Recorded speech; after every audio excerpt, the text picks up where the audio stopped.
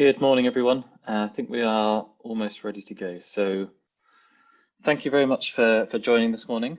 We've got just under 2 hours together. I think I'll be talking for maybe an hour and 30, hour and 40 minutes, and we'll have questions and answers as well throughout. So I'm sure during these times, everyone's quite familiar with using things like Zoom, but just a refresher, this is a webcast, so you are able to post questions and answers, or just questions in the little Q&A icon. And if you post those in there, I'll stop at the end of each of the sections and we'll review those. But we're also lucky to have Matthias on the call today, so perhaps he's very skilled in this area as well. So if there's any that he is able to take, then I'm sure he will be able to answer a few of those as well. So today we're going to be talking about, not Tableau prep, visual analytics best practices.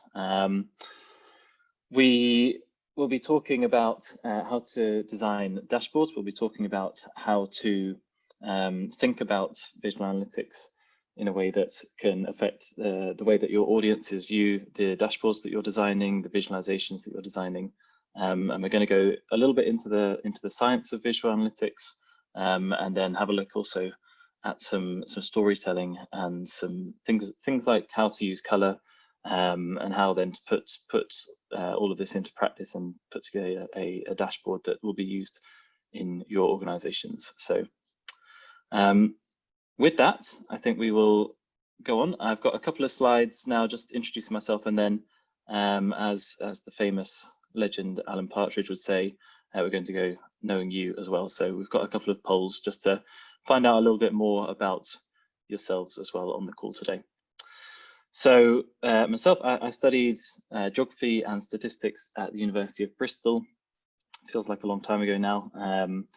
And through that, I started to get much more of an interest in working with data. I spent a lot of time using R at university, but didn't know anything about Tableau at the time.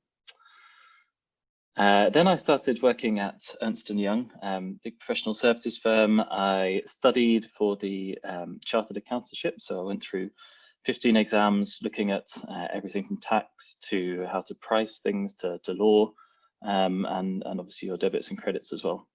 So I spent 3 years going through that, but alongside of that, I started to get more and more interested in data visualization and working with data and presenting it in a way that is both elegant and something that is interesting to look at, but also really interested in the best practices, thinking about the theory of how an audience is going to respond to something that you create as someone who is creating a visualization. And so that led me into creating my own personal business called SportsScored, and that's just the center for myself to be able to blog and to write about sports-based visualizations and analysis, and also to sell sports-based data visualizations as prints and as wall art through an Etsy shop. As part of that, I met with a couple of other people that were sports data enthusiasts, and we started up a community called Sports Biz Sunday.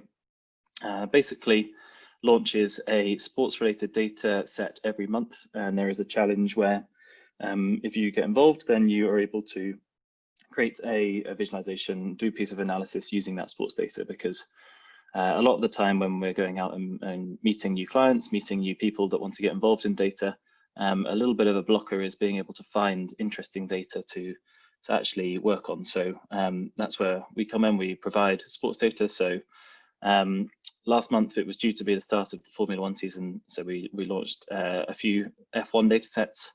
Before that, you can think of maybe in July, we've had Wimbledon data in the past. So depending on if there's a relevant sporting occasion in that month, we'll then go ahead and release a sporting data set. And all of that led me to join Biztory. So I've been working at Biztory now for 10 months. I am an analytics consultant, going out and helping people either with their Tableau desktop problems, helping them design dashboards, helping them work with their calculations, helping out with Tableau Server, getting people set up on Tableau Server, and also just going in and helping people with their data strategy in general. So thinking about how to maybe move out of Excel and PowerPoint, how to connect with users, how to engage them, how to build a community of data analysts, and so on. So it's my role at Biztory. I'm also the head of the visual analytics practice, meaning that we have a talent development system at Biztory where individuals can keep track of their personal professional development, and by doing that there is authorities in various subjects. So there is a Tableau desktop one, there's a Tableau server one, a data literacy one, and for the visual analytics track, people will have to submit a piece of client work that they've done, and also a business dashboard that they have worked on themselves, and then we'll go through that and we'll analyze it in a little bit of a clinic style format where they present something with the context and so on, and then I provide feedback on what they've done, where they might be able to improve it. So that kind of doctor clinic style session has worked well both internally at Biztory and also outside with a few of the clients we've been working with as well. In terms of the work that I've done in the past, this is more of a poster style format. So this is kind of the piece of work that I spent the most time on. I created it within Tableau and then moved it over to Adobe Illustrator. But spent a lot of time thinking about the different aspects that make up Formula One, and then putting it into this visualization that kind of tries to encapsulate the history of the topic, and then this is on the Etsy shop as a print. I also do a few data journalistic style pieces. So this particular one was from something that I was doing on Max Verstappen, who is a young Dutch racing driver. And it basically went through where he is in his career relative to other drivers that were of his age, because he's still an extremely young racing driver. So went through that article, and it was more of a data journalist style piece. And then finally, dashboards based. So in the business world, in a business context, dashboards are going to be the main visualizations that you'll start to see, less report based, but more ensuring that there is several visualizations on a single page that interact with each other, that tell the story, that allow the business user to maybe drill down into different areas, to filter on it and to see an overview. So this particular one was using some data I got from a company called StatsBomb around women's football, and it just paints the story of a particular game. So in this particular game, I think Chelsea won 2-1. It's got a lot of stuff about expected goals, which is a metric in football that effectively maps the likelihood of a goal being scored from a given position in the game. So this is more the dashboard side. Right, so that's enough about me. I've got 3 questions now to get to know you guys a little bit better. First off is about experience. So hopefully Matthias, who's on the call, will be able to start our poll. This first question is just thinking about how many years you've been working with data. So are you relatively new to data? Is this something that you're picking up now? Maybe it's a good time to have a personal project right now with a lot more spare time, perhaps, given that most people are staying indoors. Have you been using it for a few years now? You've got a good grasp of it, want to know a little bit more about the analytics, the visual analytics side of things, or perhaps you are a veteran that's been working on this for a long time and know everything there is to know about data. So I'll just give people a couple of seconds. It should have popped up a little polling window. So I can see that 50 of the 78 people have filled it out already. Thank you. Yes, so We'll give them we'll give it a few more seconds, and then if you'd like to release the answers to that one. 5 more seconds, and then it's a minute. 60 of the 78 people have filled it out, and ending poll. Share results. Everyone should see some results at this moment. There we go. So that's interesting. That's a really quite even split there. We've got most people there working 1 to 2 years. Plenty of people that are fresh to this, so that have worked with data for under a year. And then also we've got a fair few people working in 11+ years. Just seeing in the chat, Matthias, there is a few people that aren't able to see any results. So if you were able to, maybe if you launch the next poll, and then we can do a little bit of troubleshooting for them. Perfect. Yeah. So next poll, more about the type of role that you're fulfilling. So I've put three, I've tried to group them into fairly generic categories here. Interested to see who on the call considers them to be data scientists or working with statistics, who perhaps falls into the data engineer bracket. That might be your server administrators, database administrators, architects, and so on. And then who is in the data or business analyst category, so using Tableau on a day-to-day basis, answering questions, working through business problems. And you'll also see on the poll that I've just added in a little category for data viz specialists. So that's something that maybe is a newer role, but you see them cropping up more and more in firms, people that have responsibility for just looking after the data viz part of it, rather than having to concentrate on other things that might be building data viz communities, being responsible for your style guide and so on. And then also if there's any other members on the call. Regarding the poll, it could be that the poll pops up in a separate screen next to your existing Zoom screen. That could be one of the issues. Again, 56 out of the 80 people have filled out the second poll. Let's give you 10 more seconds.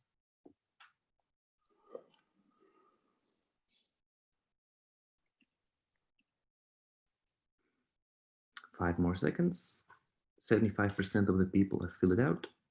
Excellent. I see Dominic's said it would be nice to choose multiple options there. So I'm sure many of you might fall into more than one particular bracket here. I think it is single select, unfortunately. So maybe just click on the one that is most appropriate to yourself. Okay, so there we go. There's the results. Different one to the previous one. We've got the vast majority of people here being data analysts. Over 50% are data analysts, which is interesting. I guess in your typical organization, you would expect there to be more data analysts than or business analysts than other roles. So maybe that is a representative split there. Also interesting to see that 7% have said that they are data viz specialists. So that's a nice, it's a growing trend, I think, and it's one to watch if people are really interested in that area. Then more and more you see job roles on LinkedIn, other things, other people's job titles popping up as being data visualization specialists. So okay, final poll then. This one's a much quicker one. Hopefully you can get the answer quite quickly. If you could pop this one up, I'm showing a nice picture of a large pie chart here, 3D one. Is this an effective way of presenting data?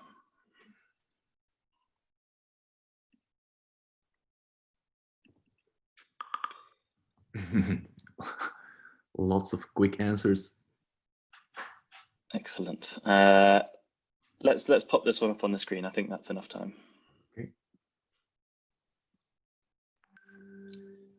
Superb. So vast majority, I'm going to say, got the correct answer. There's a few people, I don't know, maybe there's a few jokes on the call, but we've got the vast majority of people asking for this to be removed from the screen. So that is exactly what we'll do, and we'll come to why this is not a good way of presenting data a little bit later.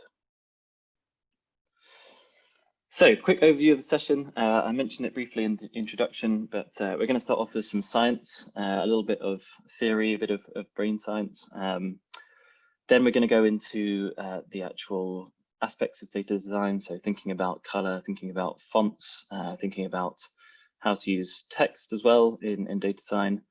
Then we'll move on to some storytelling, and throughout these I've actually got a few books that I can recommend. So the obvious one there is Storytelling with Data, a really good book, especially for those getting started. It just gives you lots of ideas about how to present graphs. It's got lots of befores and afters that are really powerful as well. So we'll go through a few book ideas for a bit of a reading list as well. And then finally, we'll move on to some dashboard design. So to start off, the science of visual analytics. To me, there's two things that visual analytics allows you to do in any moment. So The first of them is to be able to change what data.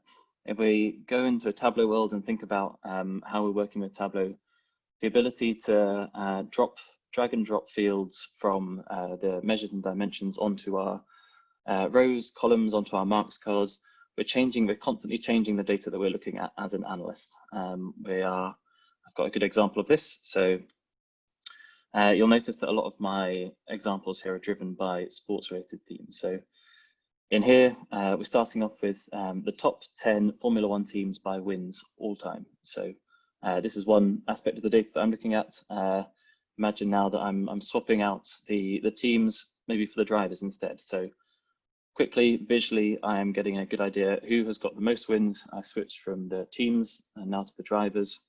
And then maybe I want to change them again. Instead of looking at the number of wins that they've achieved, maybe I want to look at the number of pole positions that they've achieved. So very quickly, by changing the data, I'm answering questions in a visual manner. I'm not necessarily having to look at them in a table. I'm using graphs, in this case the bar chart, to actually go ahead and answer my questions.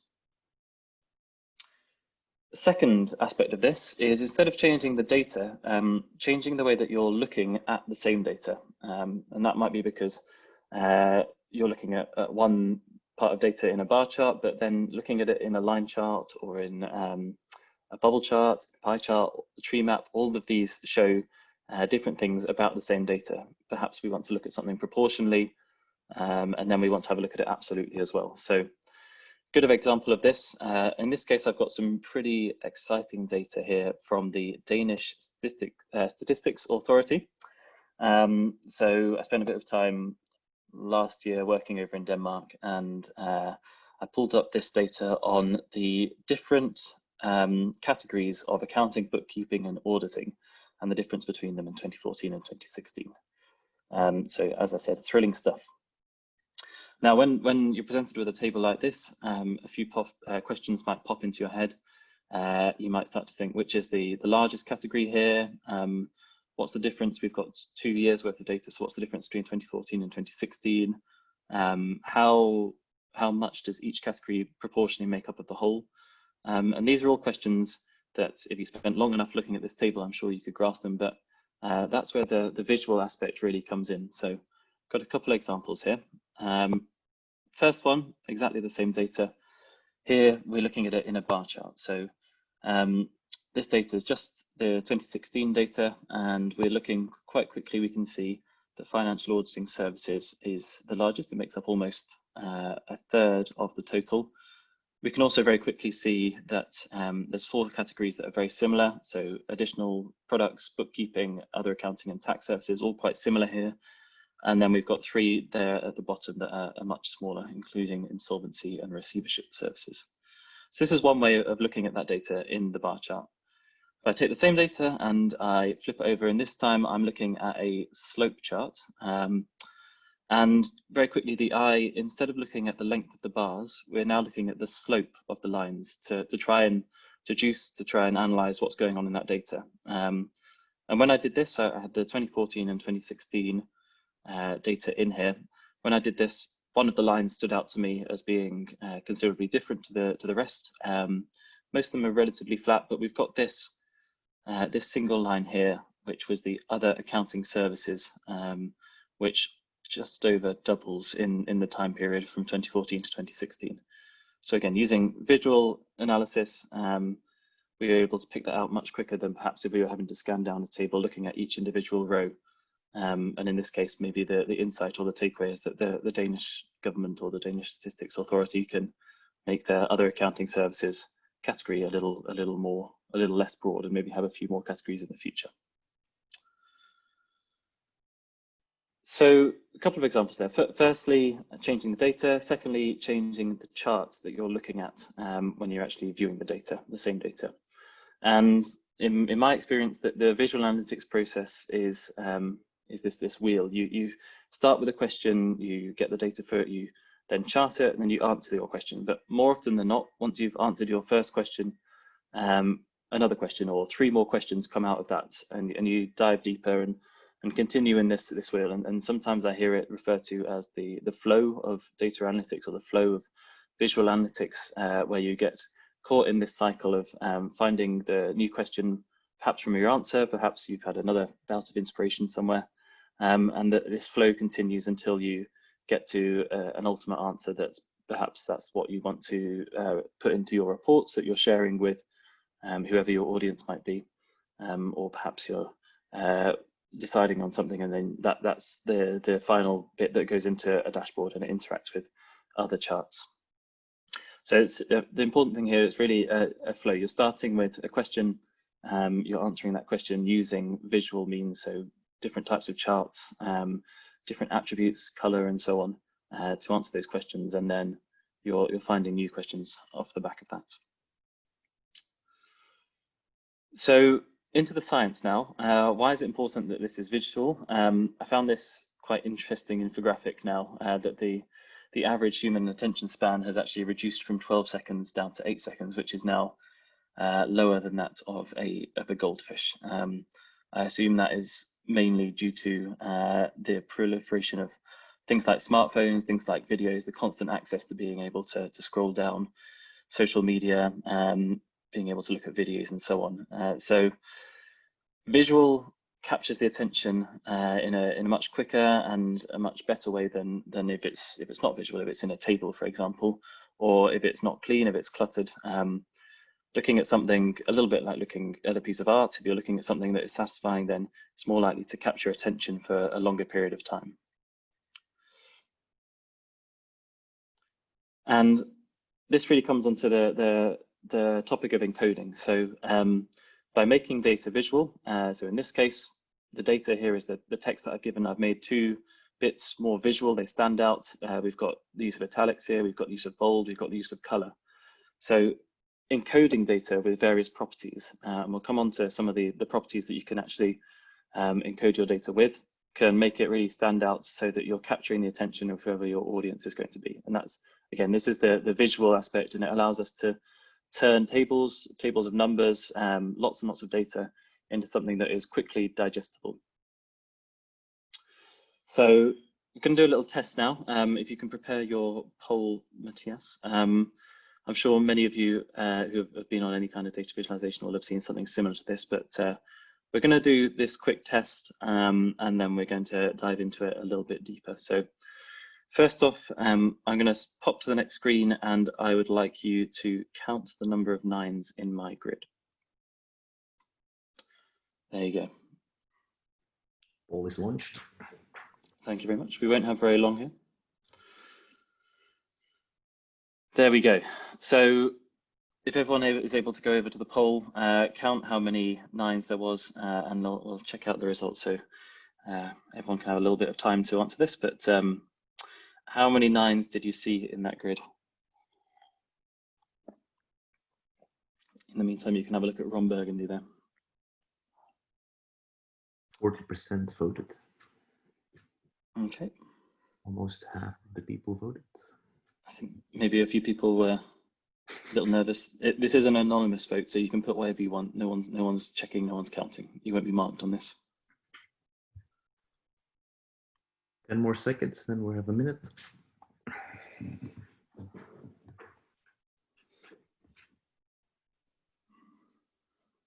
Okay, closing the poll. Are we looking? Okay, so it's a pretty wide spread there. The most people have answered 9. Interesting. What's second after that? It's 5. So 9 or 5. So maybe they're kind of at the extremities of either side. I know it wasn't on the screen for very long, but that really supports my point. So majority said 9. I'm now going to flick this up. Very quickly added some color to my graph, and now suddenly the 9s are popping out more, and within a second or so you can calculate how many 9s there are. So for whoever said 8 was the number, there are 8 9s in my grid. So what exactly just happened there? This is what's called the sensory memory. This is the part in your brain that identifies something before you're even conscious that you're doing it. It's looking at something, and if something is different, so in the previous case that we had, it was the 9s that were colored in red, they popped out from the rest of the gray, and so all of a sudden you're able to very quickly use your sensory memory to focus on those lines and count them a lot more quickly than in the previous grid. So it's this part of the sensory memory that really drives the attention of your short-term memory. So we'll go into exactly what that is.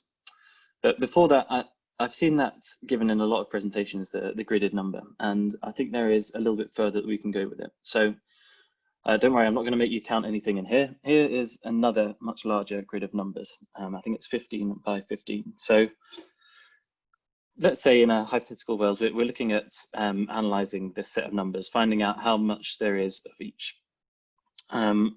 First step, maybe I did exactly the same as I did last time. Again, looking for the number of 9s. And because it's quite a bit of a larger grid, it's less easy now to focus. And it might also be something to do with the colors I've used here, so the orange and blue. The 9s stand out less in this grid than they did when we were looking at the reds and the grays in the previous one. So what can I do about that? Maybe instead of using just the color of the number, I can use the color of the square behind them. And all of a sudden that because there's so much more mass behind the color, it becomes really, really easy to pick out where those 9s are. So again, the short term, the sensory memory is really focusing on the odd ones out. So it's trying to detect a pattern, and it's seeing that there are 2 colors here in this block that are very different to the rest of them. So what if I want to find every single color here? What if I want to find out how many 1s? Instead of, so in this case, I've just applied a unique color to every single number, 1 to 9. And all of a sudden our brain struggles to be able to cope with this amount of data, trying to work out by using color which one has got the most. So quickly, you can see from going from a color palette of just 2 to really drive that sensory memory to a color palette of 9 different colors, all of the same hue, all of the same blue. It makes it much more difficult to try and get anything from this. And so at this point, instead of using the attributes of color to encode our data, we maybe need to think about using something else. So in this case, I have used just a simple histogram. And in this case, the attribute that we're using to encode the data is the length of the bar. So which of these has the tallest bar? That is the most. So there was 33 7s in there, and then there was 30 1s and 2s. But when I returned to this, when I was looking at this, when I was preparing these slides, the number that for some reason popped out to me was 1. I don't know if that is the same case with anyone else, but I think when I was looking at it, it's the lightest color out of all of these. Very quickly, I could see there were patterns in where the 1s were displayed. So in this case, it looks a little bit like a Tetris group of, I don't know, a Tetris shape perhaps. And so 1 appeared to me to be the largest. 7 really faded into the background here. I was surprised to see when I turned it into my histogram that there was more 7s than anything else.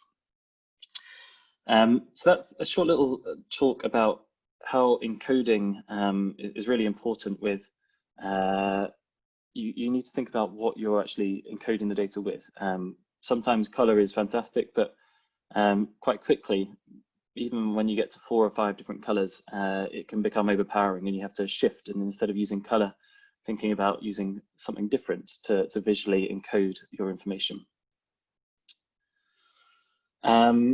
Here is my mobile number. That's actually my home telephone number from a long time ago. But this is now moving on to the short-term memory. So have a look at that. The short-term memory is when we start to capture things that sit in our brain that will stay there, but unless you repeat them a lot of times, they won't be committed to your long-term memory. So in this particular example, our short-term memory is attributing the blue color here to first class. It's switching between the legend and the charts to make the connection.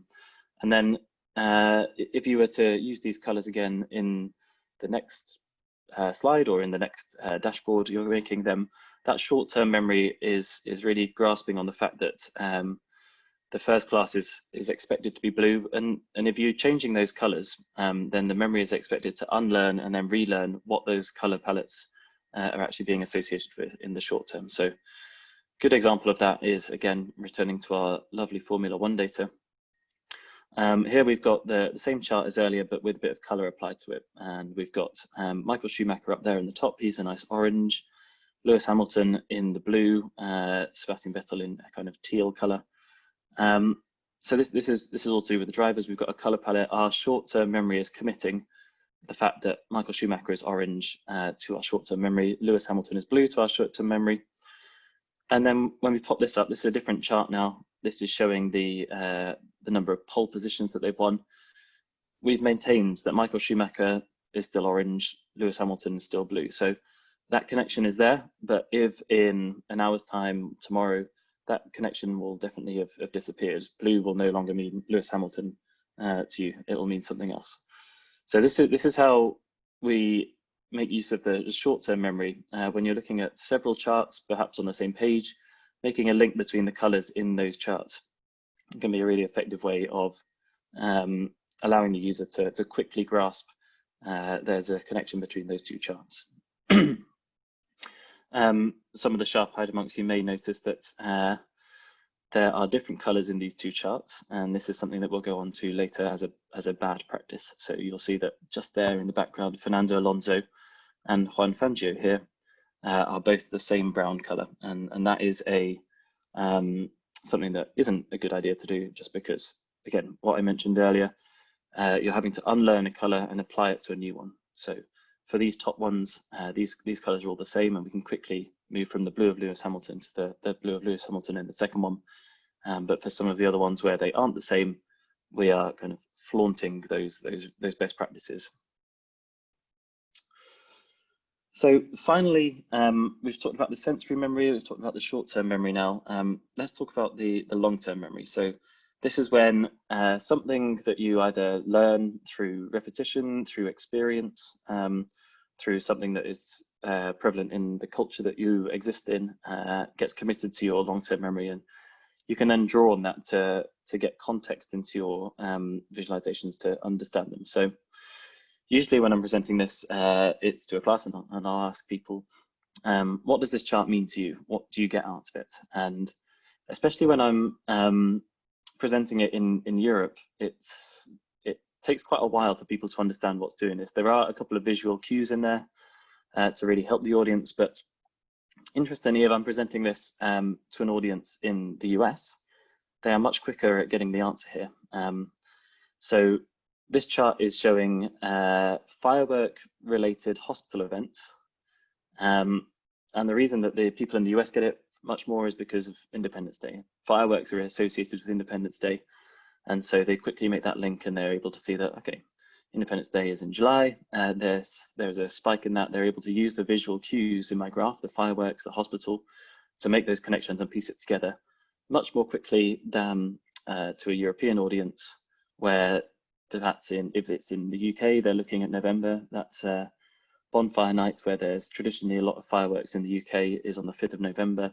Perhaps you're looking at December for New Year's Eve, or January even. And so if the graph is showing something different, it's then pulling on your shared frame of reference, your contextual knowledge of a country or traditional norms or culture to piece together what that graph is showing.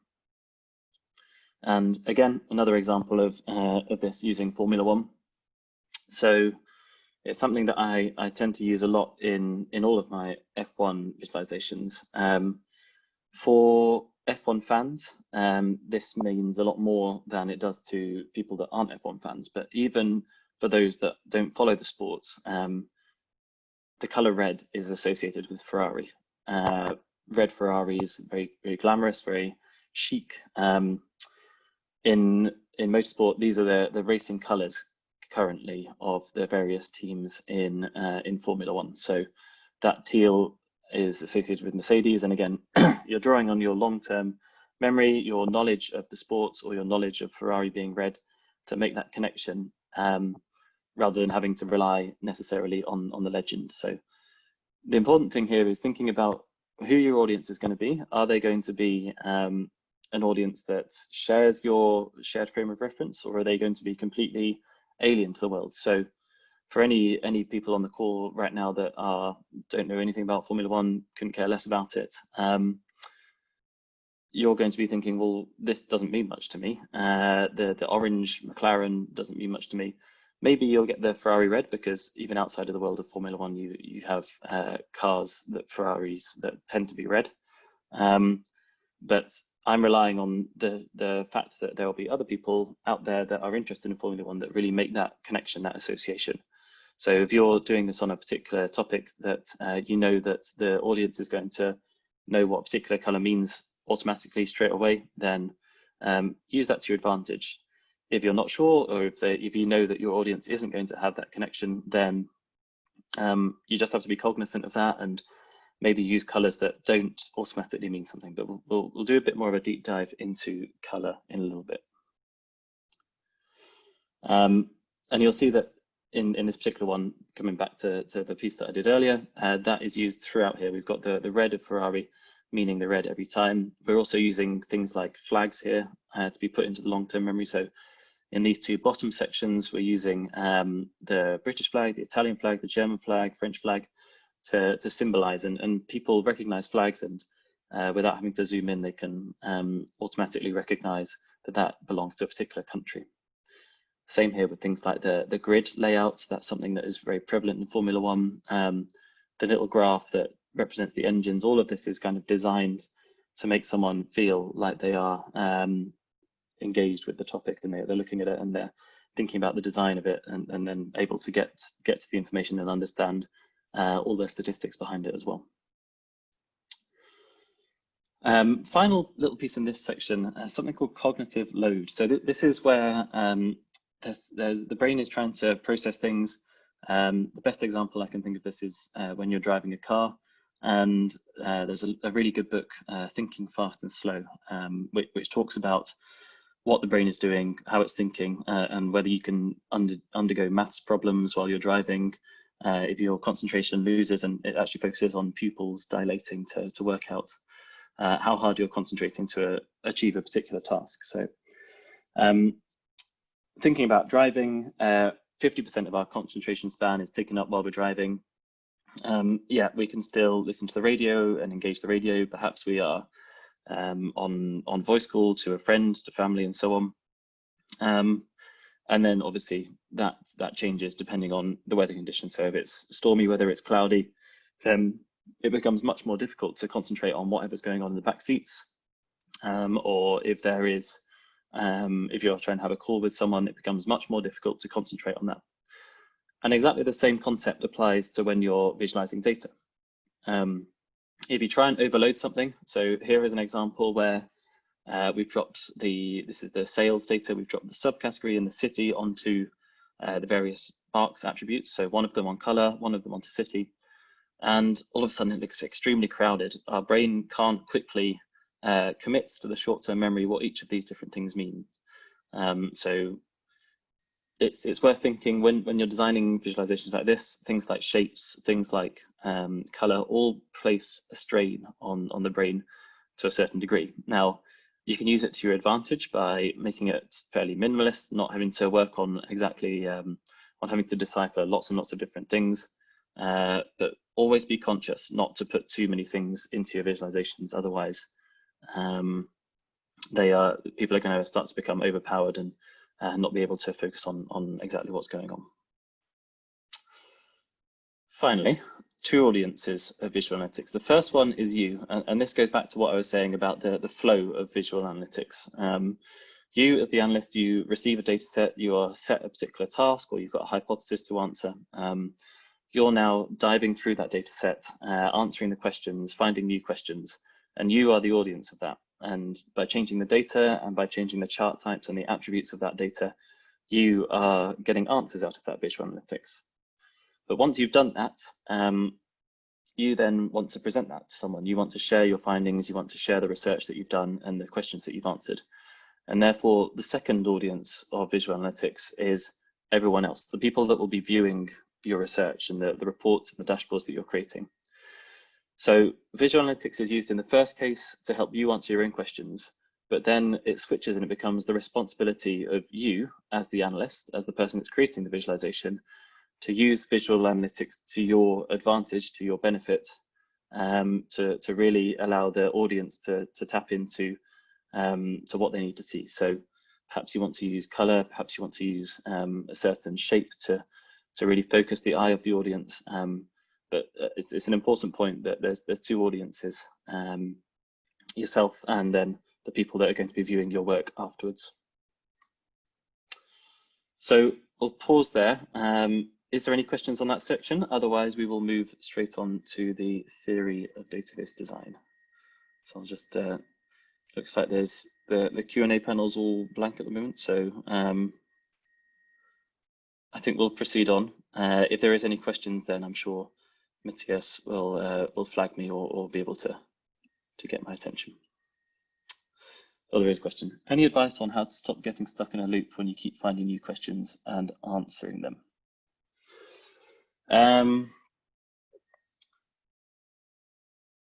Good question.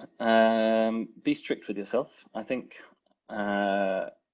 usually it helps me when I have written down the questions beforehand. So thinking about if you've got a list of 5, 10 questions, maybe 10 is a bit too many actually. It's just five questions to start with. Work through them, and you may go down little rabbit holes, but once you get somewhere, you can park that idea and then return to your paper. Just give it a tick or a little circle to say that you want to come back to it. Move on to the next one, and then instead of having to get stuck into that loop and never returning to your questions, maybe you can just put in 5-10 minute checks so that you're making sure that you're coming back to your question. The other thing that I find that is really helpful, and it's particularly important at the moment when a lot of us are stuck indoors, working from home. There's not much distinction between office and home life. Is just putting everything down and going out on a walk, going on a cycle, going out for 10 minutes and thinking about something completely different, and then returning to the problem at hand and trying to then go ahead and answer that. Sorry, Sophia, the question there was, any advice on how to stop getting stuck in a loop when you keep finding new questions and answering them? All right, so a theory of data viz design. This section is more about attributes, thinking about the different things that you can use in data visualization to, so again, relating back to the science of it, to draw the short-term attention, the sensory memory, and so on. So I'm going to start with the definition from Mr. Andy Kirk. He's the author of a couple of books now called Visualizing Data. He's on Twitter. He's been around for, he's one of the early adopters of the world of data visualization. So his definition is a really good one, I think. So he defines it as the representation and presentation of data to facilitate understanding. So let's break that down. Representation in this case, I think, is thinking about how you really choose what chart types you're using for the data. So are you representing it in a bar chart, in a line chart, in a tree map, or so on? Presentation then talks about the various attributes that you're applying to that chart. So are you using color, or are you using size? Maybe you're using opacity or shape to present that data in a particular way within that chart. Data, that's the obvious one. You can't be data, you'd be visualizing anything if there wasn't data. And then the key here is the understanding. And when I've heard Andy talk about it, he refers to understanding as you don't know how the person on the other side of the computer, the other side of the desk is going to understand your visualization. You can do all that you can to kind of narrow that perspective so that they understand it in the way that you want them to understand it. But ultimately, they're going to have their own shared frame of reference, the context that they've got from their own experiences and culture. They're going to have their own opinions. And so our job as people that are visualizing data is to present it, represent it in a way that facilitates the understanding that we want to put across. And sometimes it does depend on the form of visualization that you're undertaking, but in the majority of cases, you have done the analysis, you are presenting something that you have found in a certain way, and you want the person on the other end of that to understand it in that particular way. So we'll dive a little bit into those different things. there is at the end of this presentation a little bit of a resources. So there's 5 or 6 different catalogs, including this particular one by the Financial Times. You may have seen something like this before. It's a bit of a chart directory. So when we talk about representation, it's thinking about the types of data that we've got. And one of the questions that often comes up is, how do I define which chart is right for my data? And more often than not, the answer to that question is, well, it depends. You can show your data in several different ways, and each of the different ways will reveal something different to the audience. But luckily, there are things like this that can be really useful for deciding, okay, I've got a part to whole data set, so maybe a hierarchy, and I'd like to find out how that hierarchy, like the size of it in different parts. So how many sales have I made in my subcategories? How many have I made in my category, and what's the proportion of that? And in that case, I would scan across to the part to whole, and I would find a particular way of presenting that or representing it that fits the message that I'm trying to send across. Next thing to this, and this is something that will come up a few times today, is the pre-attentive features. So these are the things, when we go back to our number 9's graph, this is the ways of encoding data that really attract the sensory memory. Thinking about the size, the shape, the length. So the length is a particularly important one. That is the foundation of the bar chart, the wonderful bar chart. We are very quick and very good at identifying where there are different lengths in bars. And so it's very easy to be able to very quickly understand that we've got the length of a particular bar chart, a particular category, if the next one is smaller, larger, or so on. So here are a list of all the various pre-attentive features that you can use in your visualizations to denote something that is different, so that the brain can detect a pattern, and they can use their sensory memory to drive the short-term memory to think about what is different about that pattern and why should I be looking at it. The other thing that is really important in data visualization is text and annotation. So Matthias, if you're at the ready, this is actually our final poll for today. Here I've got a chart. I've stripped back all of the text and annotations outside of the x-axis here. And my ask of you is that you tell me what this chart is showing. So I've put up a few options there for you. If we can do our vote. I'll just have some quick water.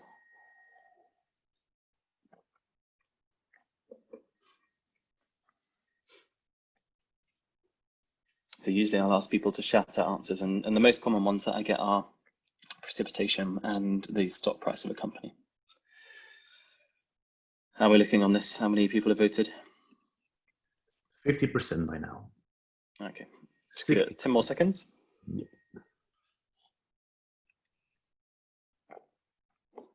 5 more seconds, 60%. Okay, closing the poll.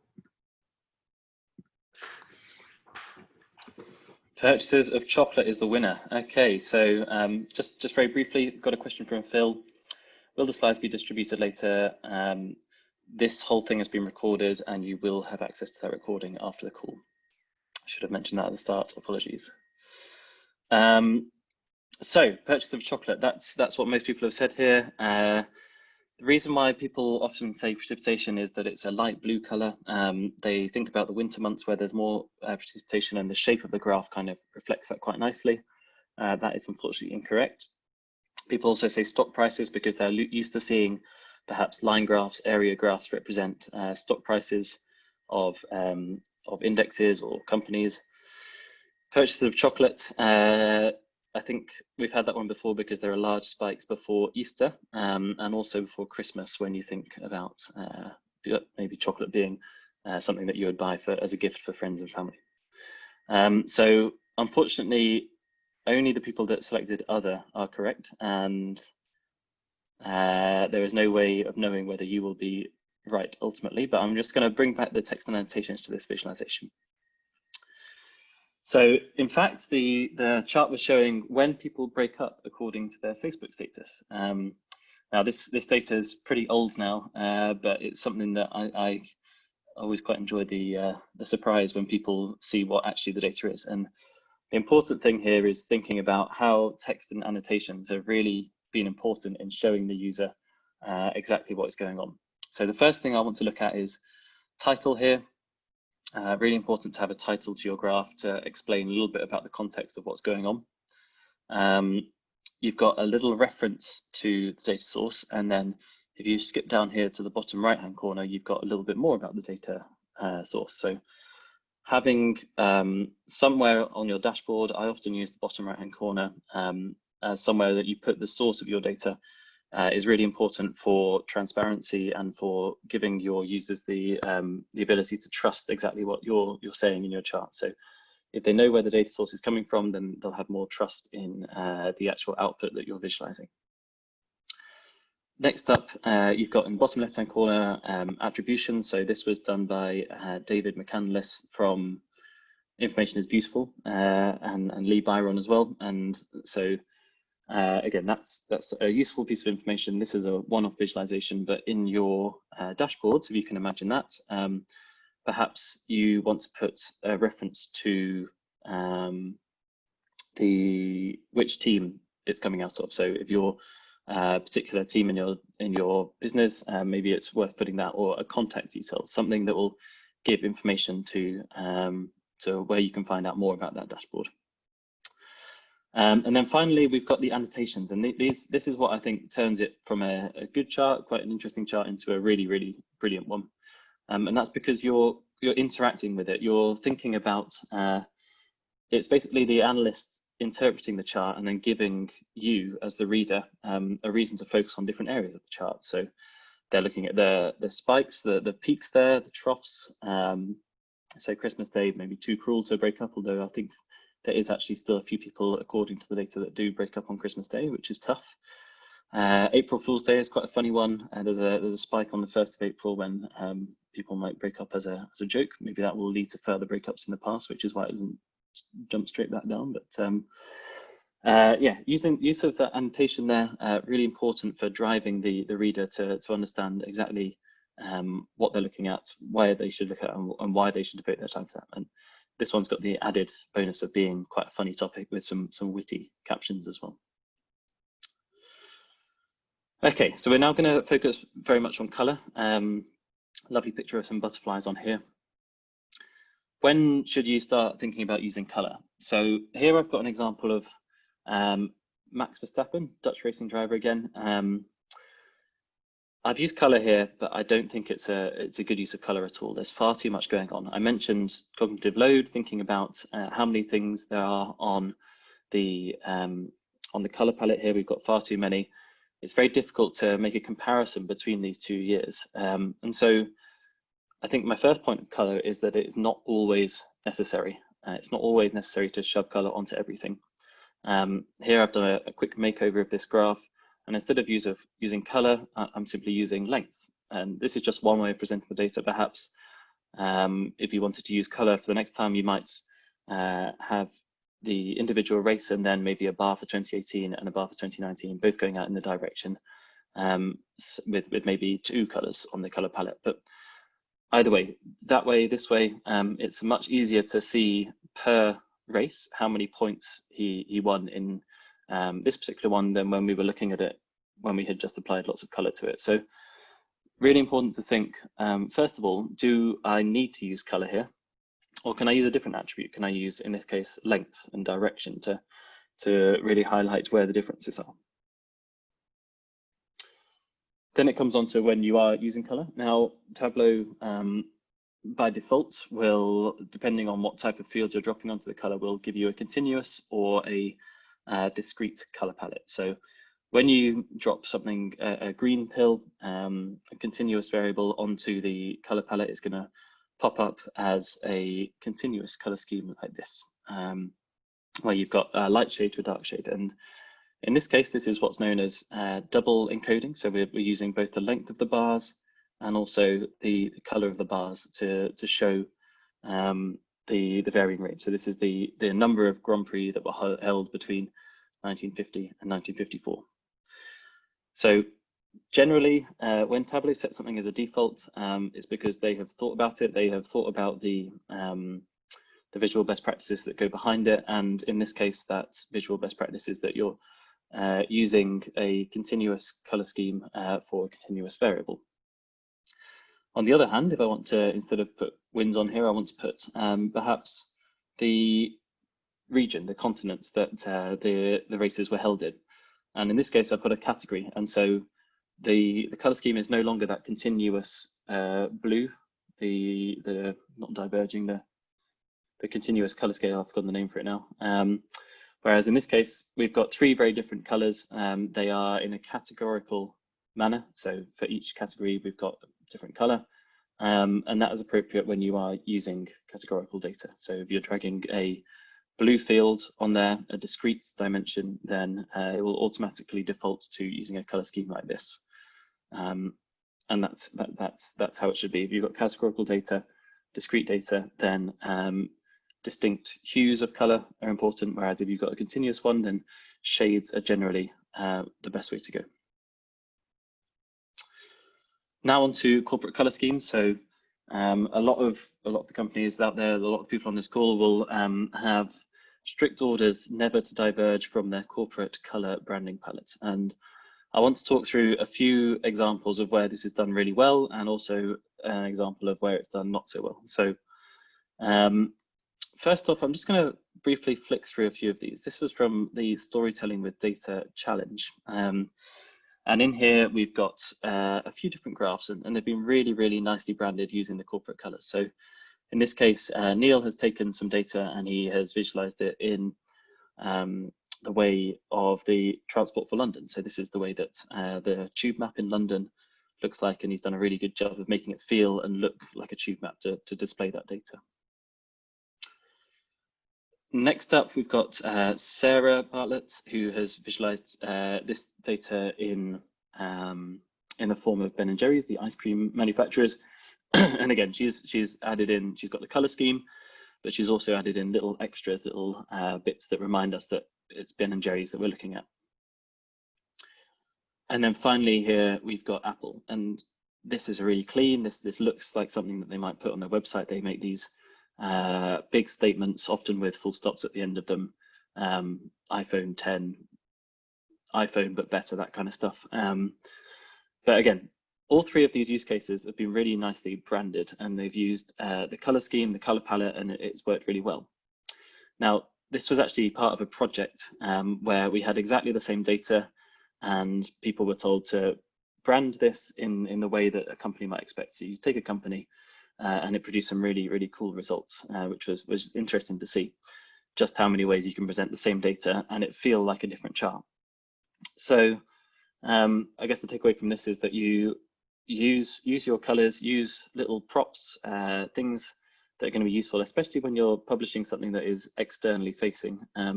Think about how you can make it feel like your own brand.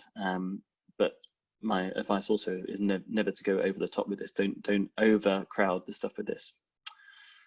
So let's now think about an example of where a color scheme might not work. So I mentioned at the beginning that my former employer was Ernst & Young, and they had a particular color palette, which was to do with their color branding.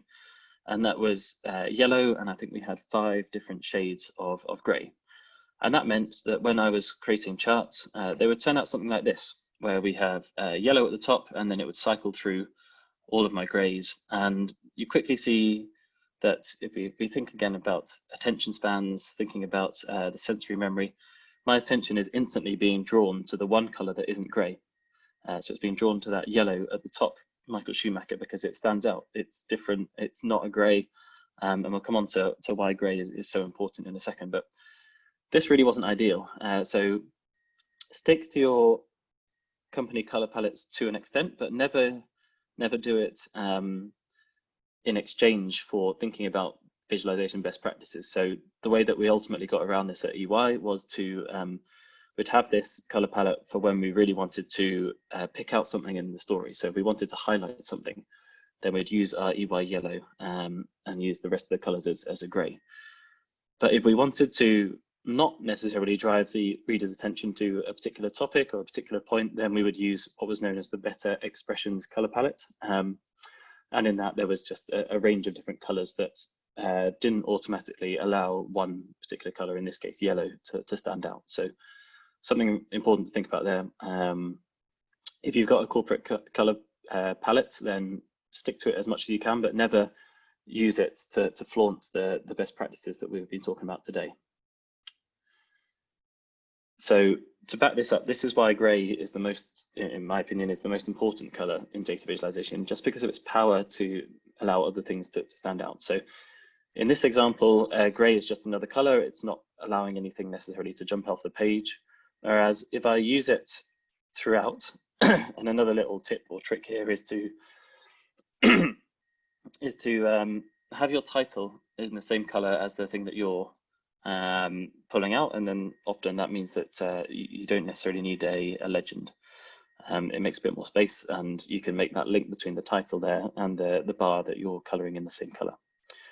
But very quickly, if I flick back through these again, in this one, grey is just another color, but in this one, grey is really allowing the color that isn't grey to stand out and be the attention of the sensory memory, and that's what's driving where you're looking at.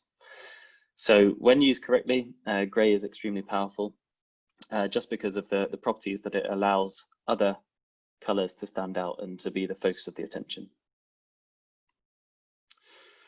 Here's a really nice example of that across an entire dashboard. So this one's done by my good friend Spencer, who decided to take a dual color scheme throughout his whole dashboard. And throughout all of this, you've got your red, which is the focus of the dashboard.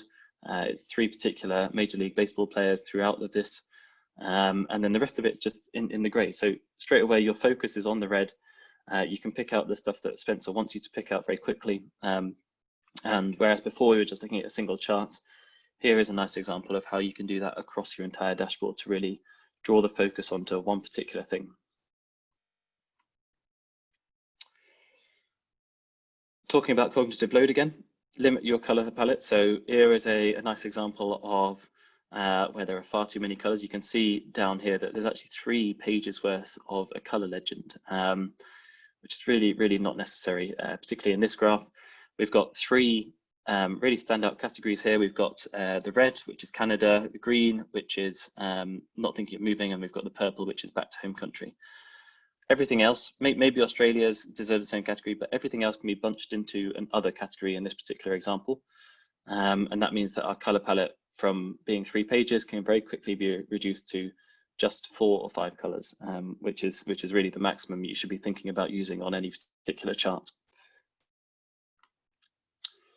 And finally, no repeated encoding. So I see this quite regularly, which is unfortunate, where you've got the same color but meaning several different things.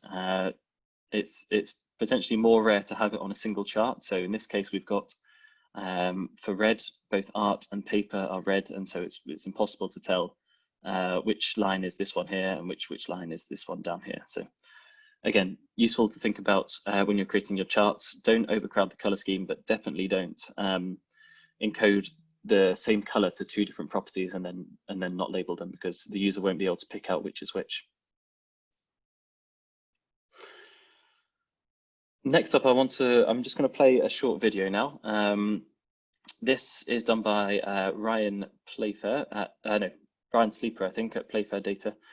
And he's put together this nice example of what's called data ink. So thinking about all of the extra non-data related attributes that take up a particular page. So I'm just going to play this video. It's just about a minute.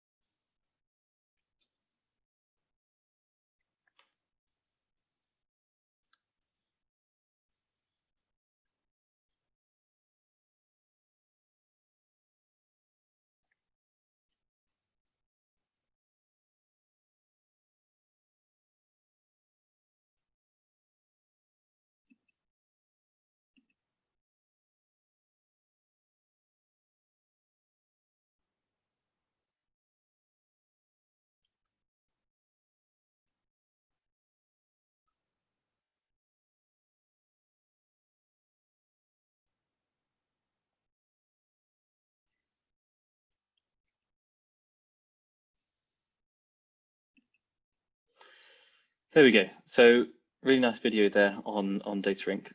Going to actually touch on the topic of coronavirus here with data inc. So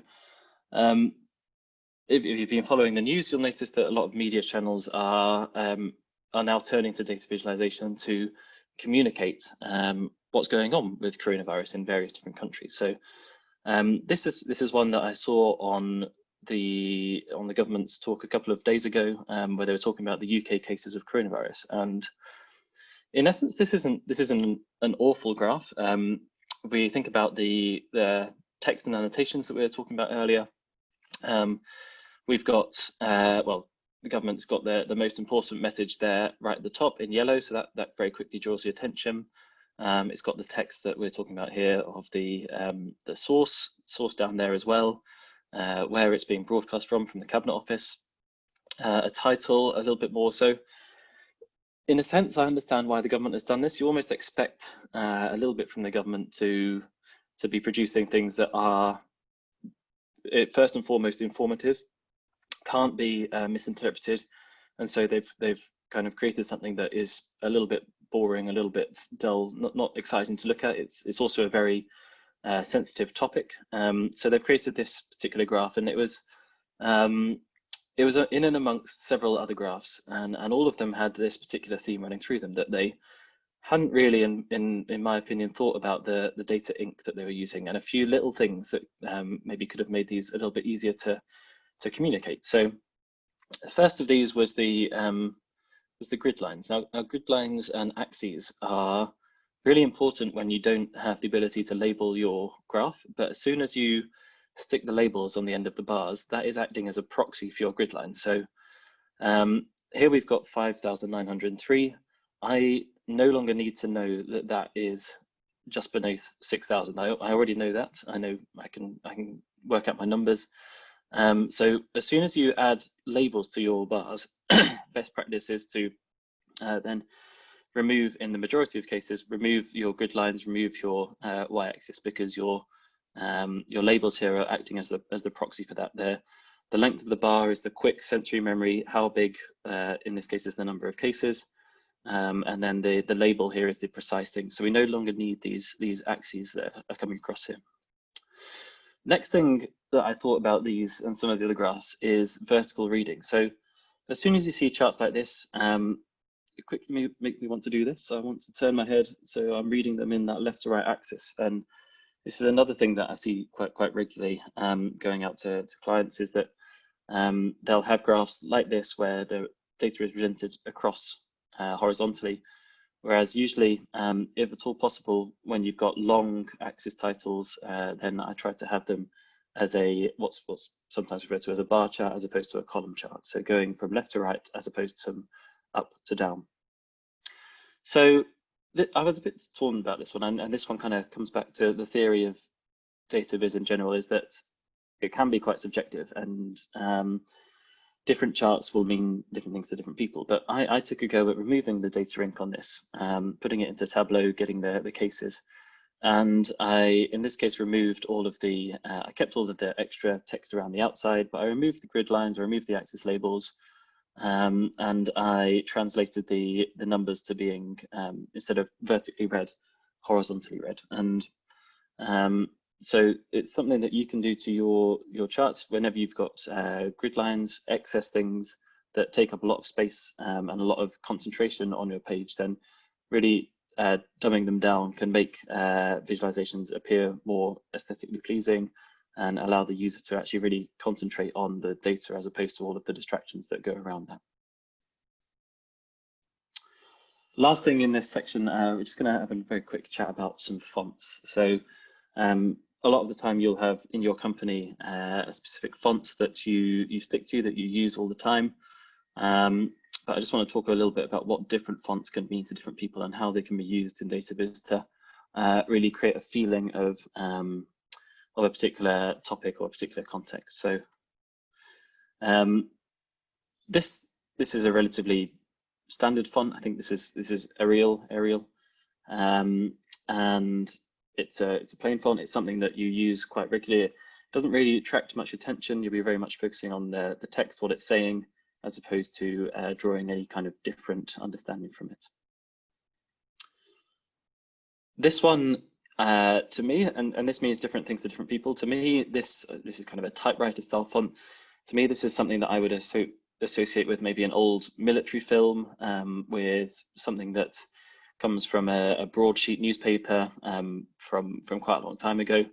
But if you're using a font like this, straight away, the person that is reading the text will have, well, for most cases, a similar connotation to what is intended, especially if you're adding other things to your visualizations that make them feel like that is the context. This one, I think this one's called Chalk Duster. This one makes me think of school blackboards, yeah, teaching, that kind of stuff. So again, thinking about the font, if you're using it in that context, if you're maybe putting together a fun visualization for a school, something that's going to be shown within the school, a weekly report, that kind of thing, especially if your audience is going to be kids, then this is a nice font to use. And then finally, this one's actually the one that I use for all of my sports code work. It's Century Gothic, and it is a bit more of a designy font. It kind of suggests that it's still relatively clean, but it's also allowing people to feel like it's quite well polished, quite well thought out, and so it's a standard font without being Arial, without being Calibri. It's just got a little bit more rounding to it, and therefore that tends to be why I like to use it for my sports code stuff. Right, that's the end of that particular category. Let's do a quick time check. We're good for time, so I think we'll now move into data storytelling, and I think there is a quick question coming up. Let's have a look. How about web-safe fonts? Is there a way to use custom fonts? So generally, when you're publishing from Tableau desktop to Tableau server, and definitely when you're doing it to Tableau public as well, you can create something with a font that is downloaded on your computer, and then when it gets uploaded, it won't translate, and other people won't be able to view it in the font that you have got it installed in. So there is a list of web-safe fonts out there. I think there's also probably a Tableau public dashboard that has all of the fonts that you can use that automatically will be translated into something that the user will be able to see, and it won't edit. If you're wanting to use custom fonts, I think it's a bit of a longer workaround, a little bit more difficult to do, but still is possible, especially in an internal environment where you can maybe control wherever it's being viewed, what is the actual font that is going to be viewed by the people that are seeing it. But it's probably not a topic for just now, unfortunately. How to manage fonts on published dashboards when the output looks different on MacBook and Windows? I think unfortunately, same answer as before. It's something that is a bit more of a deep dive. I think generally the range of web-safe fonts that you've got on there are generally okay. You can manage them, especially when you're thinking about business dashboards. If you're wanting to design something that's a little bit more funky, one way that you can do it, especially for titles and headings, is instead of typing the font directly into Tableau, type it into PowerPoint instead, save that as an image, and then bring that into your dashboard as an image. And that way, Tableau is rendering an image of something that has been typed out somewhere else, rather than trying to load it on the web-safe font itself. So that's a workaround, but not necessarily good in all cases, especially when you want to do fonts, a consistent font throughout the whole dashboard. Okay, data storytelling. So I mentioned this book earlier, really, really good book. I can't recommend it enough, by Cole Nussbaum and Affleck. I think there's a second one now as well, where it's got a blue front cover in it. It goes through some of the storytelling data exercises. So really, really good book here, and would recommend, if you don't have it already, then check that out.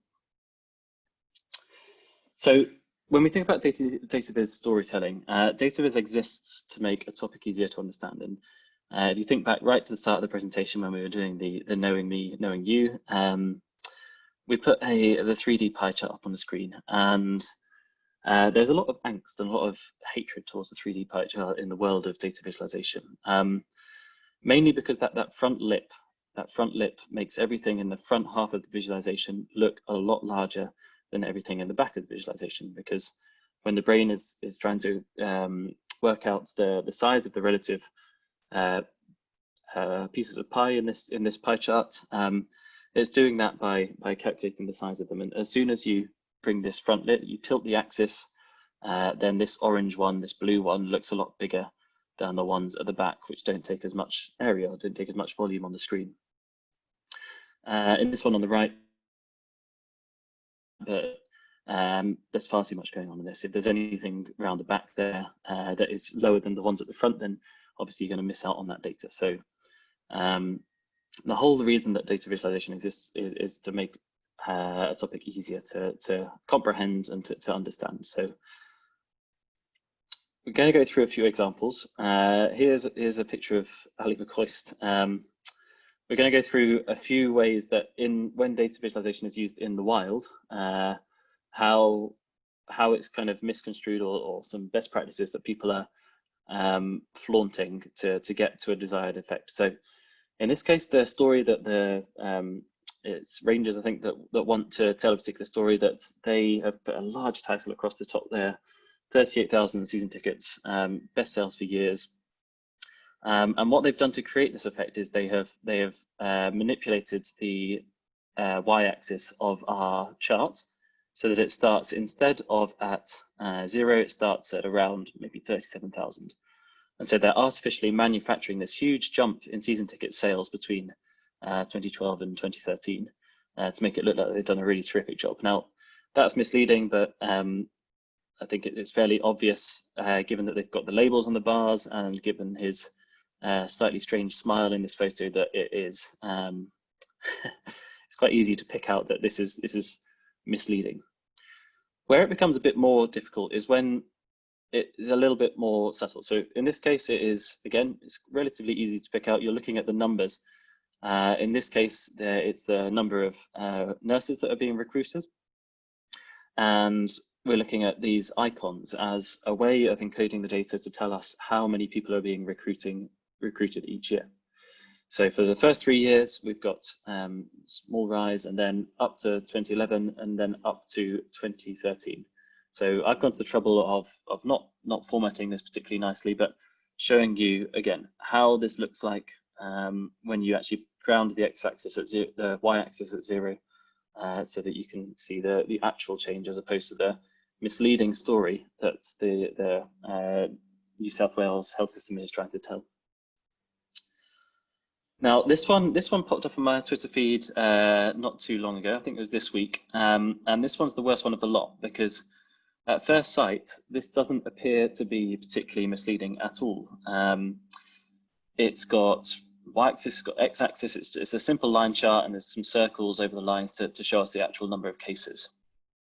But when you start to look much more closely at this, you start to realize that there's something strange going on with the y-axis. We jump from 30 to 60 to 90, and that's fine. It's jumps of 30, and then we go up to 100. So a jump of 10 from 90 to 100. Then we're back to 30 again, and then we go from 240 to 250. So they've actually had to work really hard here to manipulate the y-axis to tell a particular story. And when we go to this one, there's actually a video online of the difference. It's not a huge difference, but you're lying with the data you're doing by distorting the axis to tell a particular story. And in the previous ones we saw, it wasn't too difficult to pick up on, but in this one, you actually had to work a little bit harder to find that the x-axis, the y-axis was working in a very different way to how it should have been. So someone's gone ahead and superimposed the actual line if the x-axis, the y-axis was operating in the correct way. So again, thinking about how you tell the story of your data, one of the most important things is to be trustworthy and to gain your readers' trust by not doing things like this, not distorting axes, not adding in extra lines to make it appear like the cases per day was smaller than it actually is. So yeah, this one was a particularly shocking example. So we go from misleading to uninterpretability. So this one, quite close to the heart, this one's football related, and I found this one on BBC Sport. It is quite a long time ago, so BBC are really good for visuals and for graphics and journalism, but in this particular case, I think it's very, very difficult to tell, if not impossible, who has scored the most goals and how many goals they've scored. Definitely, there's no way of telling how many goals they've scored, but if we think about proportionally, who has scored the most, who has scored the least here. So this isn't necessarily misleading, but it's uninterpretable. We're not actually getting anything from this particular example. So again, took the liberty of turning this into a bar chart, and it transpires that Wayne Rooney and Bobby Charlton also own goals, as it happens, are England's top goal scorers. And then Michael Owen down there is the lowest of the 6 that we've got on this screen. And that's because it's so much easier. First of all, there's no labels in our old charts. So labels, even if we had labels in there, that would have made it more readable. But secondly, it's much easier for the eye to detect differences in the length of a bar than it is to detect differences in the size of a segment.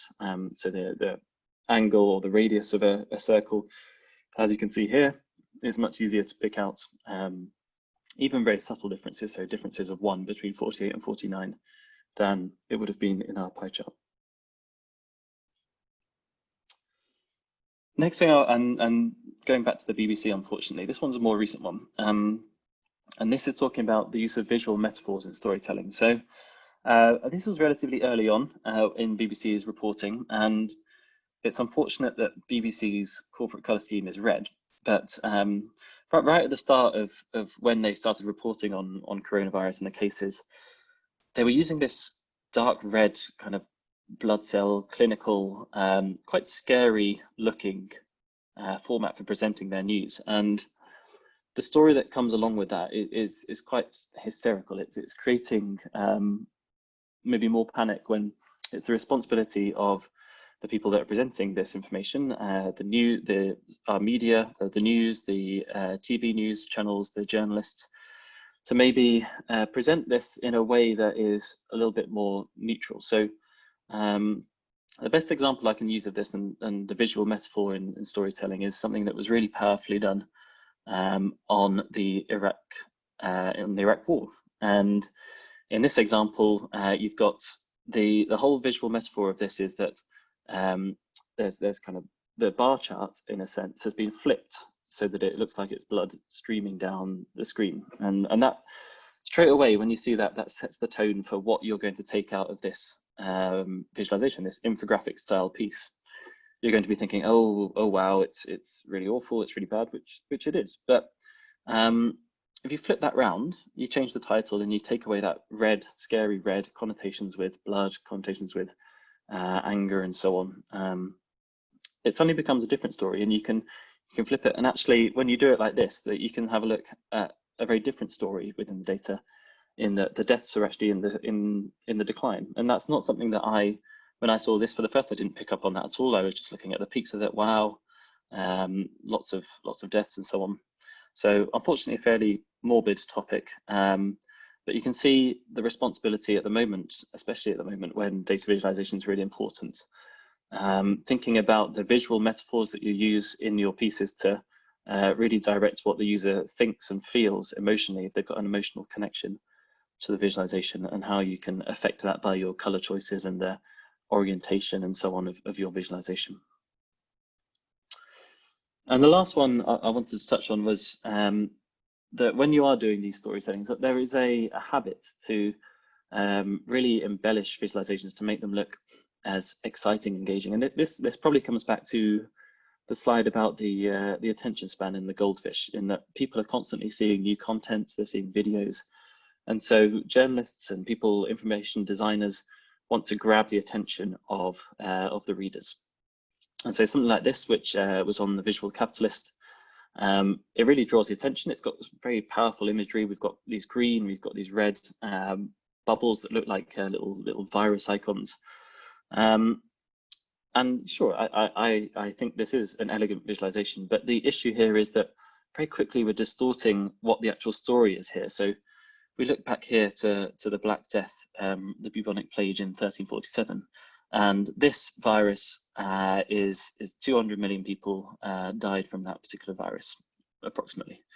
Bring that forward to here, HIV/AIDS, which appears a lot bigger, and it's only 25. Well, I say only it's 25 to 35 million, which is smaller than the 200 million. So in this case, because the timeline is going back into the distance, it's really distorting the actual numbers of this, and it's making it difficult to make a reasonable evaluation of which one maybe is the worst, or in terms of the death rate. So it's a sensitive topic. It's being presented in a way that, sure, it's engaging, it looks, it pops off the screen, but isn't actually telling the story in the way that we maybe need to see it. So especially when you get into these topics, it can be very sensitive. It can be very, you have to be very conscious of what you're presenting and doing it in a way that elegance doesn't come before the actual meaning that you're translating. Finally, with our data storytelling, I think the most important parts of this, and we're going to have a look at a few examples from the data journalism world. Text and annotations are so important in this part of it. Thinking about not just the headings, but the annotations that really draw out the information in your data. So I think I've selected three or four different news outlets that are now doing this really well, and that I think of as the leaders in this field. So the first one is Financial Times. Again, they have chosen a theme in their data storytelling. The background's quite important here. It makes it feel a bit like a broadsheet. The background that they've chosen is similar to the one that comes in the print edition. So straight away, you're feeling like it's the Financial Times. You're knowing you're set into that context. And then the next thing here is the use of the annotations. So we've got a chart, and straight away they're using the labels to really call out parts of the visualization that is important. They've got quite a provocative title to draw you in. They've got a subtitle which gives us a bit more information, and again we're looking at the source down there in the left hand corner. We're looking at the publisher left hand corner. So, and you'll see as we go through these, that is something that's consistent amongst all of the different outlets that are doing this really well, having those little bits of text that give the contextual information without taking up too much space. Another one here from the FT. Again, this one doesn't necessarily have annotations. It's more open to interpretation, but I think in this one, the data really tells the story for itself. We're seeing these firms and the drop off from when they IPO'd to whenever the end day of this date was. So I think it's after 100 days. So quickly using text annotations, titles, callouts can really embellish the story within your data. We'll zoom through these, I think, a bit quickly, but this is The Economist. You'll notice that where the Financial Times had that kind of beige background that is synonymous with the Financial Times, Economist have subtly added in their red branding up here, label down there. But again, they've got the annotations, they've got a little asterisk explaining why for economics the data doesn't quite stretch the rest of the way. So adding a little bit of information to make the reader feel comfortable that there's a reason that the data is not there, rather than they just either didn't have it or they couldn't be bothered.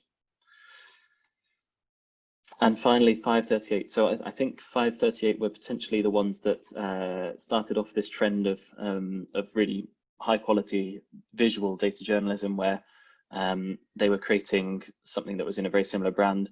When people saw a 538 visual, they expect that title up there, they expect that subtitle, and then under the line again, we've got our referencing stuff here. So all of the examples we've just shown, and because I've been bashing the BBC with their BBC Sport article and the coronavirus one, the BBC are really good at doing this as well now. They create some really powerful visuals. A lot of the time when you log on, there is visual explanations where they're using charts like this to explain the story, and they're putting the words and the actual narrative between the various charts to explain what's going on.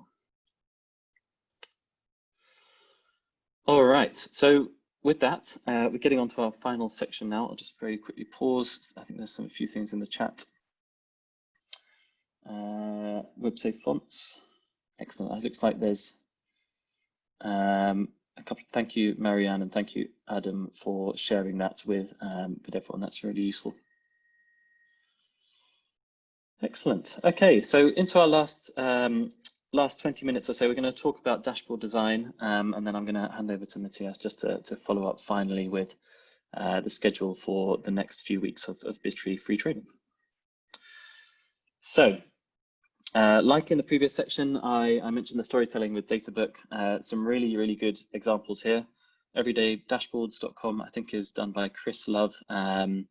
And that just it's a place where people publish their non-confidential dashboards that they've created. That because a lot of the time on Tableau Public, you'll see these amazing visualizations that are more storytelling features. They're more infographic-y, maybe long-form dashboards. Whereas on Everyday Dashboards, you can go there and it's a really good resource for finding high-quality, well-designed dashboards that you can then use as templates for your own company. And then on the same side of that, we've got the Big Book of Dashboards by Steve Wexler, Jeffrey Schaefer, and Andy Cockgreave, and they've got another, I think there's 25, 30 maybe examples in different contexts of well-designed dashboards, and they go through and explain why they're really well-designed dashboards, why they're important for the context that they're made in. So the dashboard, the humble dashboard. I like to put this slide up because this is kind of the beginning of the dashboard. We talk a lot about business dashboards now, but the humble dashboard had its origins within the automobile, thinking about, firstly, that one's a classic car. I think it's a Jaguar E-Type. Now we've got much more complex dashboards. In this case, we've got a Tesla. It's got a huge touchscreen with navigation control. As you've got able to probably change the ambience within the car, the music, and so on. Formula One dashboard, very important for the Formula One driver. You've got things on here that you wouldn't have on a normal steering wheel. So things like the drag reduction system button, which and the engine mode. So you can tweak the parameters of your car while you're driving along at 200 miles per hour, which is mad to me. But again, this is different to the dashboard that they've got on the Jaguar and even on the Tesla. And then finally, I think this is the Air Shuttle, the NASA space shuttle that has all kinds of things on its dashboard. But the important theme that runs throughout all of these humble dashboards is that they are created for the purpose of the user. They're created for the driver of the Jaguar, for the driver of the modern driver of the Tesla, for the Formula One driver who needs all those extra buttons, and then for the space shuttle driver that needs all kinds of things because they're doing things which are super advanced. So the important thing here is you're not designing necessarily for yourself, you're designing for the user, for the driver, and in most of these cases for the business driver, the person that is going to be using your dashboard to take some kind of decision, to inform them of a process, to alert them of something that has gone above target or below target for a month. They're the ones that are using it, and therefore you need to think about what they need before you even start putting your dashboard together. So we'll go through a few how not to do it, a few poor examples, a bit like the data viz in the wild. This is Biztory's one. When I actually type in bad dashboard, I think this is one of the first things that comes up, which was interesting. And then I was relieved to see that the title was how not to do it rather than one that had been put up as a showcase. So chart choices. When you've got temporal data there, this is going back to section 2, thinking about which chart is going to fit your data. So we can see here we've got temporal data, January, February, March. Perhaps if we were to flip that and we had it the months across that x-axis, and usually temporal data is best shown in a line chart. Shipping cost per country. Here we've got a table. Maybe instead of a table, we could use a map in this case, or even a bar chart would be better. Here we've just got a lot of numbers. We're not making use of those visual cues, that sensory memory at all. Generally, this won't be the case in every single dashboard, but generally best to avoid non-standard charts. When you start out on your Tableau journey in particular, I've noticed there is a strong trend to use the bubble chart. It's one of the ones in the Show Me, and people quite like the look of it.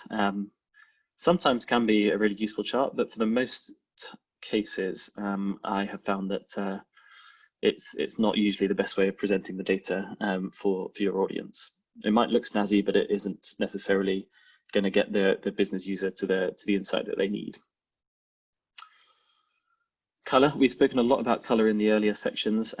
What applies to a single visualization applies to a whole dashboard. So first off, there are far too many colors going on, especially in this category chart over here. Secondly, in every single chart, I think the color means a different thing. So when we're putting several charts together on a dashboard, think about how you can make a link between those different colors by using the same color in more than one instance. So in this case, I think we've got the cause design is blue, but in the severity, the design is critical.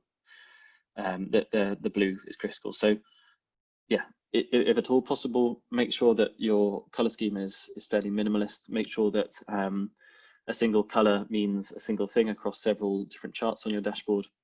And where you need to, it's much better to have the legend for that chart embedded within the space of that chart rather than somewhere far off and distant where you have to scroll across different things. That is actually an example of something that Tableau does by default that is quite poor, I think. When you drag on something and it creates this long channel down the right-hand side of all of your filters and all of your legends. Filters, maybe that's okay, but for legends in particular, I find it's much better to have the legend associated with a particular chart. And then finally, thinking about how many charts you're actually going to get on your dashboard. So this is extremely overpowering. Quite regularly see charts where dashboards where you've got maybe 9, 10 different charts on there. You're trying to answer every single question, and it becomes extremely difficult. It's very difficult to know where to focus. The layout is all over the place. It's just too much. So yeah, generally I try to stick to maybe 3 to 4 charts on a dashboard. Interestingly, I've also seen people go the other way, having a single chart and 15 different filters. That again isn't really ideal. You should be able to use the power of dashboard interactions to not necessarily require so many filters. So perhaps top left we've got a high level overview. Top right maybe we've got a subcategory basis, something a bit lower in the hierarchy. Underneath that, you've got a different view, and then often people will want the most granular level of their data, maybe in a table as well. So having that table and that layout of the dashboard where you go from highest level to level below it to level below it, and the way that people view the dashboard and drilling down over different things and interacting with it can make a real difference. So this particular example takes it to an extreme. We've obviously got a lot of different charts, far too many charts on here. But generally try and stick to 3 to 4. So not too many, but also not too few. Don't necessarily just have a single chart with 20 filters. Make use of the interactions and make use of the ability to click on one chart that will filter or will highlight something on other charts on your dashboard. So there's a few steps here thinking about building your own dashboards. Here's one that I put on Tableau Public quite recently. It was more showcasing all of the different features that I had seen in the last 10 months that clients have been asking for, things like parameter actions, things like set actions. This uses a technique called proportional brushing to, so when you click on Lewis Hamilton, for example, it will proportionally brush in the rest of the charts the items that are relevant to him. So of his pole positions, 26 of them came at McLaren, 62 came at Mercedes, for example.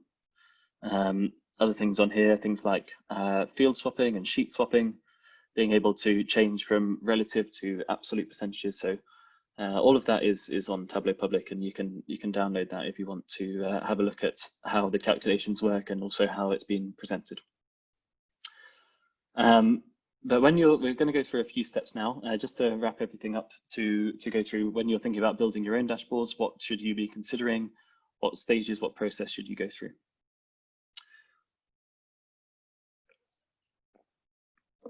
So the first one is, who is your audience? This goes back to our driver. Who is the business driver? Who is the person at the wheel, and who's going to be making the decisions, or who's going to be using your dashboard for something? So it might be, put this slide up, it might be Joe from HR. It's really useful for you to go and identify and often to actually sit down and have a conversation with the person that you're going to be creating it for. If it's for multiple people, maybe it's useful to hold a couple of interviews, maybe a small informal focus group, just to understand what exactly is their business case, why are you designing it, and what are they going to be actually using it for. So first off, define your audience. Who's going to be the person that's going to be looking at your dashboard? Second is what is important to them. So this is all about questions, and I've put some questions up that are not necessarily what you should be asking for your cases. The best analogy I can use is when there is a child that will consistently ask why at the end of the question. You really want to drill down to the bottom of what your question actually is. So these are the reason I put these up is they're very high level questions. They're kind of out there, they're big thinking questions, whereas the questions that you're going to be asking are much more detailed, and you really want to push the audience, push the user, drill down into exactly what questions you're trying to get to them to answer. So they give you an answer. So let's take the example of a football scout. You're creating a dashboard for your next match opponent, and they say, I'd like a dashboard showing me the sprints per 90, for example. You then ask, well, okay, why do you need the sprints for 90? They might come back to you and say, well, I need to know how to tell my defenders to mark, what they should be aware of, when they should be doing that. And so by going down that extra level, and you can keep on going down extra levels to really understand the definition of the question that they're trying to answer, before you then go ahead and design the appropriate visualization and the appropriate charts to answer that question. The third step is often to wireframe, to get your pencils out. So a lot of people working in visualization will say that the pencil is their favorite tool. Often when you're building in Tableau, you can do a whole host of formatting changes, and all of a sudden someone comes back and says, I don't like it like that, let's change it. So often getting your first draft out on pencil, you've got a rubber on the end of the pencil, you can change things around, you can screw it up and throw it in the bin and then start again. But getting that rough sketch of how things are going to look, both in dashboard design and also often in infographic design as well, it's really important to have an idea of where you're going. So it might be that you start writing down with the questions, and then you do a very brief mock-up. It doesn't have to look very good. I think this is a pretty good sketch. Whoever did this was very talented.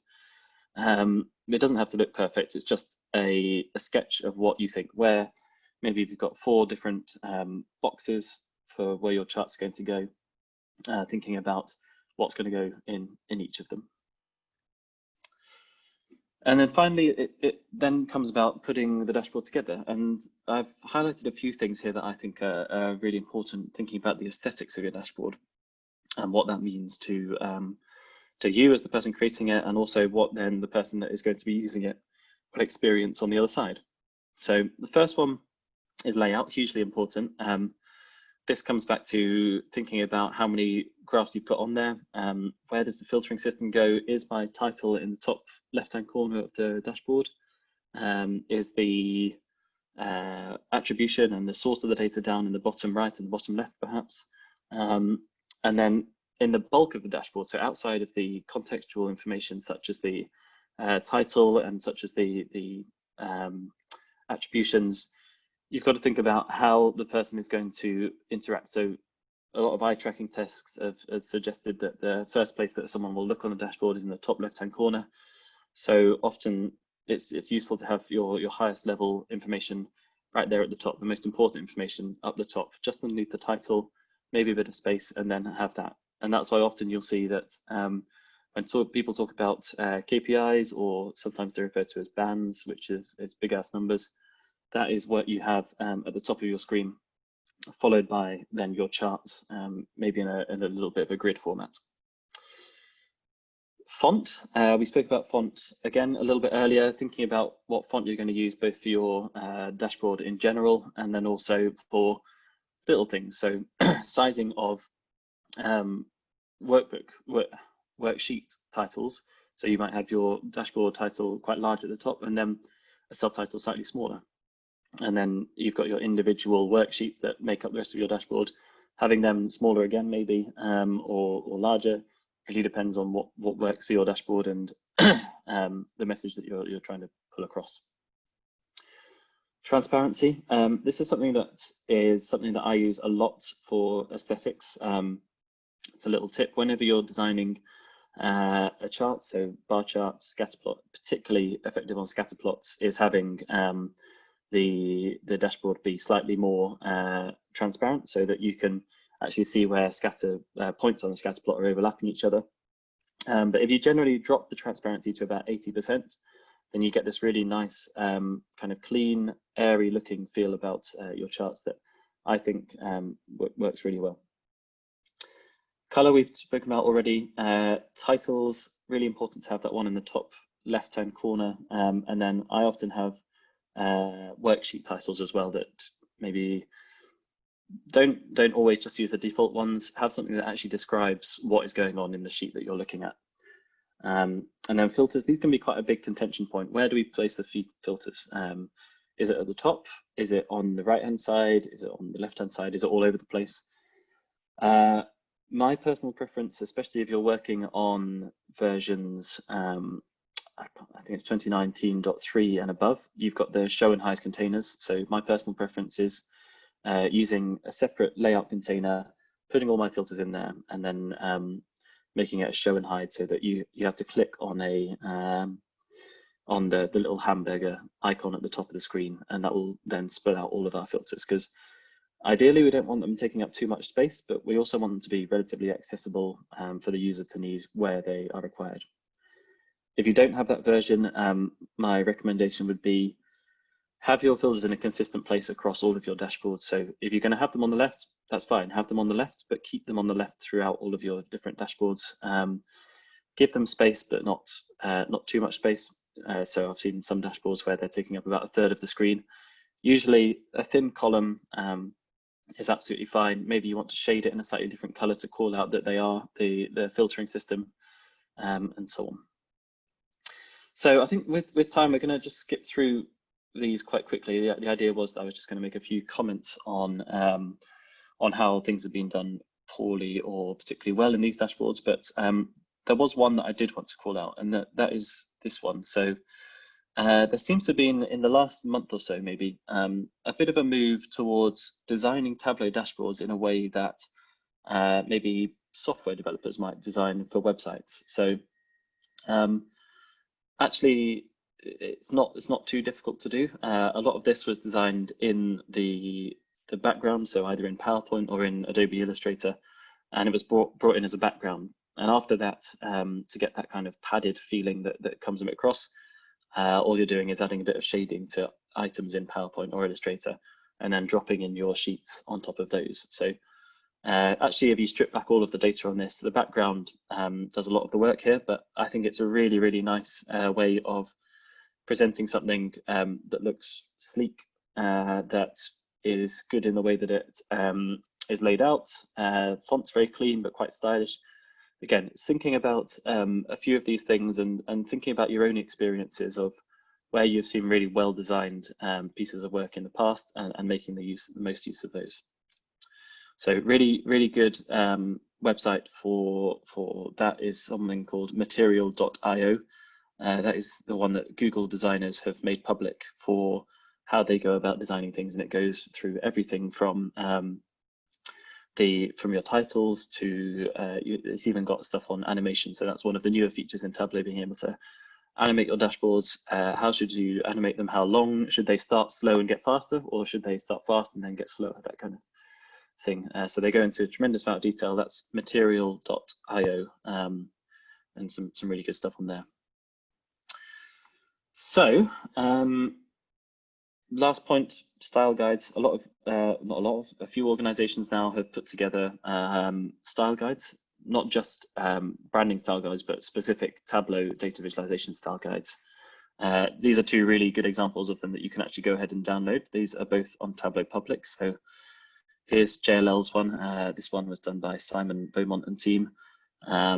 And it basically provides an example for all of your analysts, especially if you're working in a center of excellence. You've got lots of people that are designing their own dashboards. Having a style guide can be really important for consistency for your users, that they know what to expect, they know how to interpret different things and so on. So one of the things that I really like on this particular one is the use of this click action and the hover action. So if they see a red arrow next to the thing, that means that they can click on it.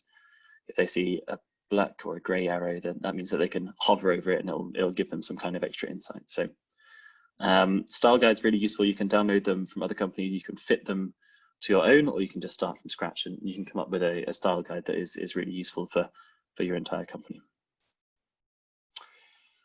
Right, I think we've pretty much got to the end. There is a few resources here that I will send out. The Chartmaker directory, Tableau chart category, all of these are really useful for the representation part of data visualization. So thinking about which chart fits my data. And also a lot of these will have tutorials on exactly how to make those charts. So the Chartmaker directory, Tableau chart catalog, and Andy Kriebel's FT data viz guidelines. All of those you can download, I believe, and you can either reverse engineer or you can follow a tutorial. Andy's one's very good for following tutorials because it provides links to all of that. And I just want to add to that, we have recently launched the BizBoards page, and that is Biztory's best in class dashboards. Those are things that I mentioned earlier. We have our visual analytics and people have to go through the process of submitting their dashboard and working through it with them. So that is the home for all of the business dashboards that Biztory are creating with non-confidential data that you can, of course, download, and you can use those as templates as well.